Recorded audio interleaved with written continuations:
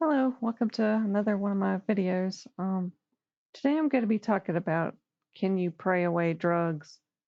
Um, it's something I've ran into several times in my life, and um, I don't know how many other people tend to run into this type of issue, but all I know is it can be very confusing um, when it comes to how a person gets on drugs and how they get off of drugs. Um, So I'll just try to talk about it a little bit. Really going back to some of the things that I went through. Um, I remember as a child, like my father was on drugs and he had gotten to a really extreme point of I guess smoking crack and selling our belongings. This is when I was 8 years old and younger. I was going through this. And I mean, as an 8-year-old, you don't have a lot of understanding about what what drugs are or how a person gets on drugs, any of that.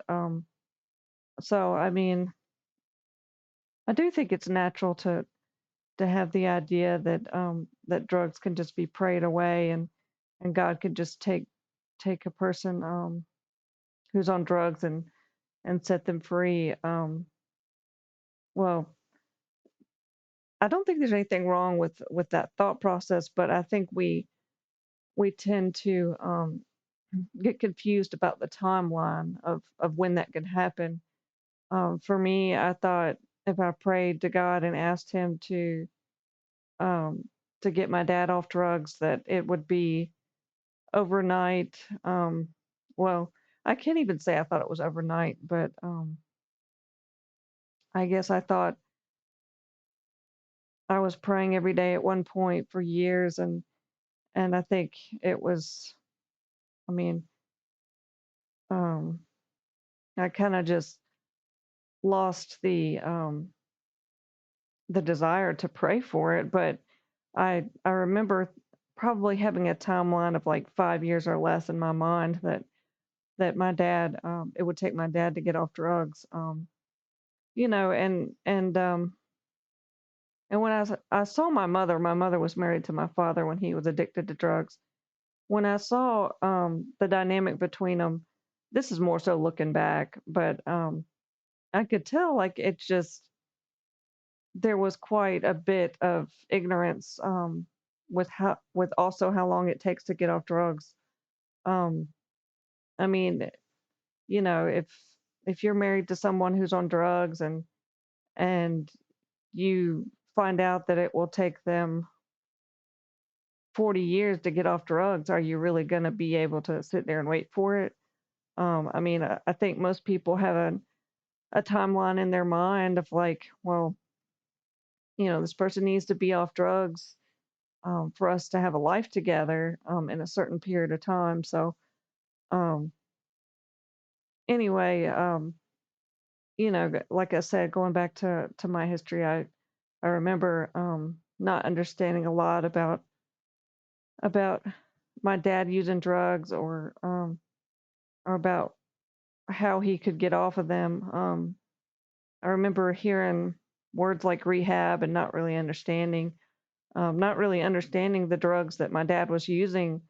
Um, you know, and there's so much to using drugs really. I think that's why it can take so long and and I know there's probably cases out there that don't take as long, but um I'll try to go over some of the aspects of the being on drugs because like um it well this is complicated. So there I'm not trying to say that prayer is not useful. It does have an impact to a certain extent, but um, I try to be careful when I say this. Prayer has certain limitations depending on where the person at is in their life. So, for example, I used to pray once a week for my dad. I probably did that for several years, and I do think that that had um a power that carried over for years. It wasn't like necessarily like in the moment type thing. Because the reason my dad was on drugs, part of the reason why, well, I'll say partly it was because of the abuse he went through in his past, but he married my mother, and my mother was very abusive. She did not know how to show love. She was very angry and cold. She would throw his stuff out on the street. Um, she was violent. She would throw chairs at him. I mean, I don't care who you are and how much prayer you have. Somebody cannot get off drugs quickly, I guess I'll say, in a situation like that. In fact, my dad and my mother were married for 20 years. Um, I'm assuming he was on drugs for like 15, and he didn't even begin to start the process, I think, of really getting clean until he divorced her. Well, she divorced him, but until he got away from her. But like I still see how my prayers did did something. I would never say prayer does nothing, but there's a lot of things that prayer has to override. So that's why I say, I think my dad, he didn't get clean till he was, I think it was 50 years old, something like that. And sorry, I'm trying to do the math.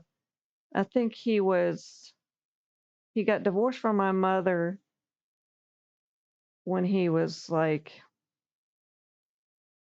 45. Oh no, I'm sorry. So he got divorced from my mother when he was 45, and I don't think he really got clean until he was 55, maybe 60, something like that. But so he was on drugs for a long time after the divorce. He was on drugs during their marriage. So I mean, total, he probably was on drugs for maybe 30 years, maybe more. Um, so my point is like, we're talking we're talking about a lot that prayer has to fight, a lot of things that God has to fight. And so it's not as simple as just um, praying drugs away. I mean, I remember the many times when my dad would go to rehab, and I would be praying for him, our family would be praying for him, and we really believed that he was going to come back from rehab and get clean. But he would come back from the rehab and go right back into a situation with an abusive um, wife, and I guess it was like hitting reset, and he would just go back right back to drugs. And I don't think, well, I know my mother didn't understand what was going on. She didn't see how she was causing him. Well, I say causing. It's kind of like putting gasoline on a fire. She was contributing a lot to the problem. My dad had a lot of things he had to deal with, of course, but um, like I said, I didn't see him um, really able to deal with any of those things till he got away from my mother. And and unfortunately, it's not just my dad that was addicted to drugs. Uh, I lived with my mother till I was 28 years old, and I had addictions to pain pills. My sister, um, she, you know, well, she was raised in the home with me and left home at 18, and having been the child of my mother, she was addicted to drugs and actually died of an overdose about 3 years ago. So, I'm not really trying to pick on her. I'm just trying to show that she was fuel for a lot of people's problems. Um, she had a lot of problems like I said in previous videos, she was a narcissist. So, um, it's my point in saying all this is that these are things driving a person to drugs. They grow up in a bad home. My dad did make the choice to marry my mother, who was just extremely abusive to him, like I said. So that adds fuel to the fire. And he has to get away from my mother to even try to be free from drugs. So in a way, my prayers were moving him towards a divorce from my mother, most likely. I mean, um, maybe that's not the best way to put it, but a lot of times your prayers can be answered in a way that like you're not really wanting. That tends to happen a lot. But my point is, there's a lot of factors when you start to pray for somebody on drugs, and you have to every time you pray for something, you have to be ready for it to be um, a lifetime process. You have to look at the timeline of God can be all the way up until a person dies. So, I mean, look at it like it could be 80 years before your prayer is answered. Now, I know that's not comforting for a lot of people, and a lot of people can't wait for God to answer a prayer. That's understandable, but that is how God operates. And most of the time, He does work things out for the best. So you just have to be in a position to see the big picture. I think when it comes to praying for somebody to get off drugs. And it does take a long time typically because it takes a long time to get to the point of using drugs. So, anyway, I'm going on a bit long, so I'm going to go ahead and try to wrap it up. But I thank you for watching and have a nice day.